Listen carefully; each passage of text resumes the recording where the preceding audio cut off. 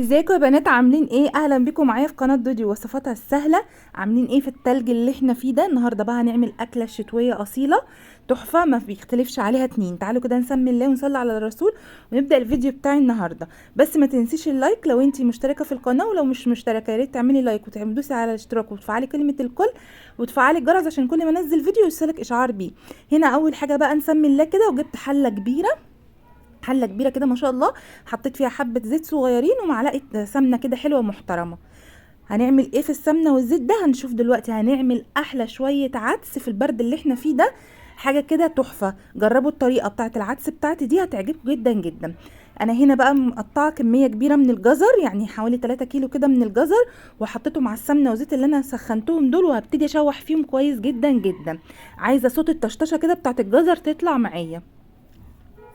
هم عدس، يعني اكله بسيطه، بس بقى الطريقه اللي انا عاملاها بيها تحفه. جربيها هتعجبك قوي قوي. وبعد كده جبت كده ربع كيلو من العدس، او هو ازيد من الربع شويه.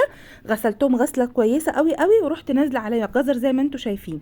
وكل حاجه هحطها هفضل اقلب فيها كده واشوح فيها لغايه ما اسمع صوت الطشطشه بتاعتها، يعني ان هي ما فيهاش نقطه ميه.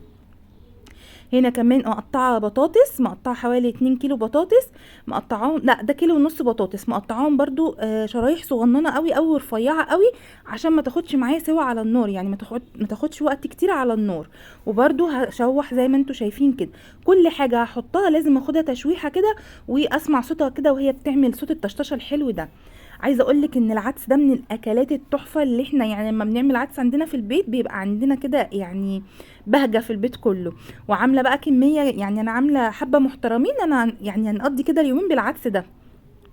طالما هعمل عدس دبكه بدبكه بقى، يعني وبياخد وقت شويه في ضربه والكلام ده، يبقى هعمل مثلا النهارده وبكره، او بكره وبعده، يعني بعمله ان هو يقعد يومين عندي. بعد كده جبت بقى كام بصلايه كده حلوين، وحوالي نص كيلو كده من الطماطم، وقطعتهم زي ما انتم شايفين كده. هنا الطماطم عندي كانت مجمده، فكنت بشيل القشره بتاعتها لما بتتشال معايا على طول. هحط برضو الطماطم والبصل، واروح برضو مشوحه كل الكلام الحلو اللي انتوا شايفينه ده. انا كنت الاول بسلقه كده على طول في ميه، كان بيطلع حلو، لا بس ده بصراحه تشمي بقى الريحه بتاعت العدس في البيت، ودوقي الطعم بتاعه خطير خطير بجد. شوحت كده برضو البصل والطماطم بعد ما حطيتهم مع بقيه الحاجات اللي احنا حطيناها، وابتدي بقى احط ايه، حاجات كده بسيطه من التوابل هتفرق معايا قوي. حطيت كده كام فص من الثوم، لو انت عندك الثوم سليم، عندك الثوم مهروس، هتحطي معلقه كبيره كده مليان. وحطيت حبه من الكركم، حبة كركم صغيرين، وكزبرة، مش هحط اكتر من كده وهو بيتسلق، يعني حطيت كركم وكزبرة وتوم بس، مش هحط اي حاجة تاني. وما بحطش الملح خالص دلوقتي عشان يستوي معايا بسرعة وما ياخدش وقت على النار. بصي بقى، بعد ما حطيت التوم والكزبرة والكركم، شم ريحة بقى التشويح اللي انت بتعمليه ده، حاجة كده تحفة تحفة تحفة. وهنعمل برضو صنف تاني منه دلوقتي، وهتشوفوه أكلة كده شكلها يفتح النفس. وكمان هوريكم الليمون اللي احنا كنا عاملينه في القناة من قريب، هنزل لكم اللينك بتاعه في صندوق في الاي دي دلوقتي، ما وانتوا معايا. هنزل لكم اللينك بتاعه في الاي دي فوق، هيظهر لكم دلوقتي، عشان برضو تشوفوا طريقته خطير. حتى لو هتجيبي 3 كيلو ليمون او 2 كيلو ليمون وتعمليهم لرمضان. بعد بقى ما شوحته كويس، حطيت له ميه سخنه، وسبته بقى كده على النار ساعه او ساعه ونص لغايه ما اتهرى معايا زي ما انتوا شايفين كده. بصوا بقى تحفه. لو عندك هاند بلندر هتضربي على طول وهو سخن، ما عندكيش هاند بلندر هتستني لما يبرد شويه وتضربي في الخلاط. انا بقى خدته هنا وضربته في الخلاط ضرب ناعم قوي قوي. لو مش ناعم معاكي بالطريقه دي يبقى لازم تصفيه، عشان احنا مش عايزين فيه اي حاجه كده تبقى مش حلوه، او اي قشور معايا. انا عشان سلقته حلو قوي قوي وضربته كويس، فبالنسبه لي ما صفيتوش، زي ما انتوا شايفين طالع تحفه زي ما انتوا شايفين.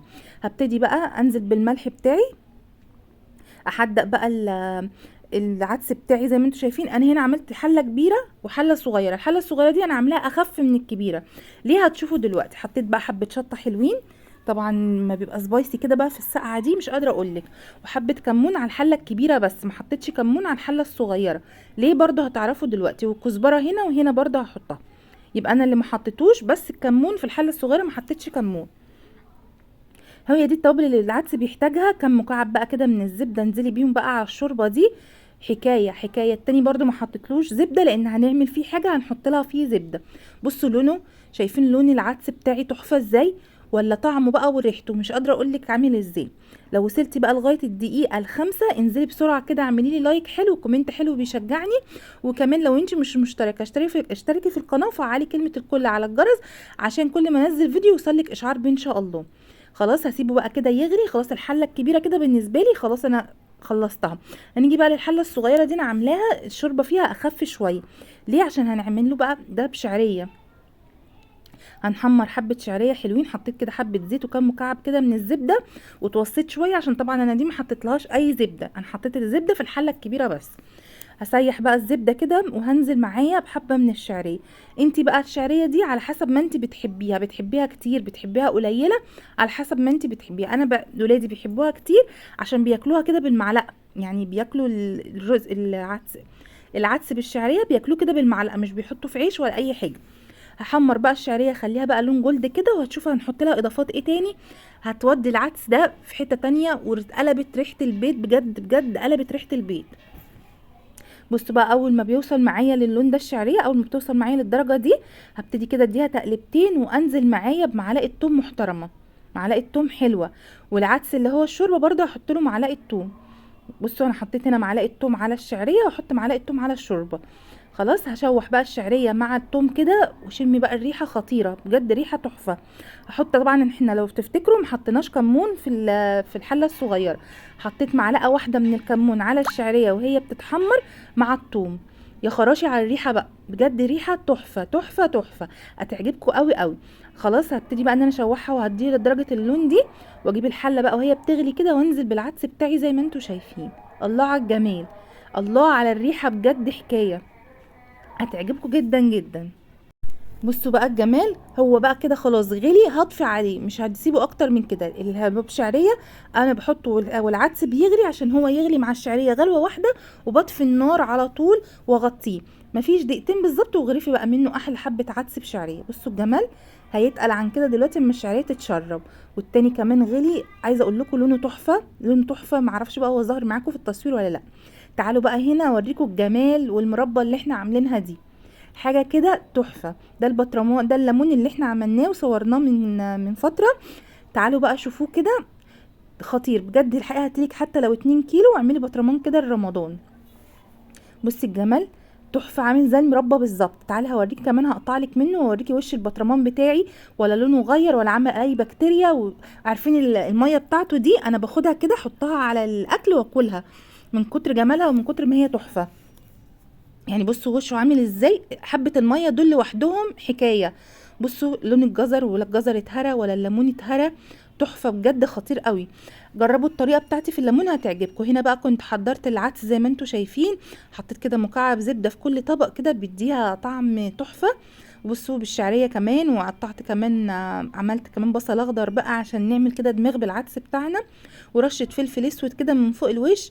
والعيش بقى المحمص الجميل كده من الفرن جايبينه سخن.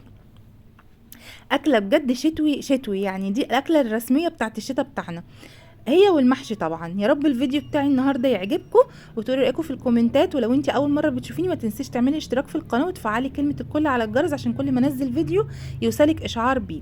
وبتشجع جدا بالكومنتات بتاعتكم. ما تنسونيش في الكومنتات الحلوه اللي انتوا بتكتبوها لي دايما. استنوني الفيديو اللي جاي هيعجبكم جدا جدا.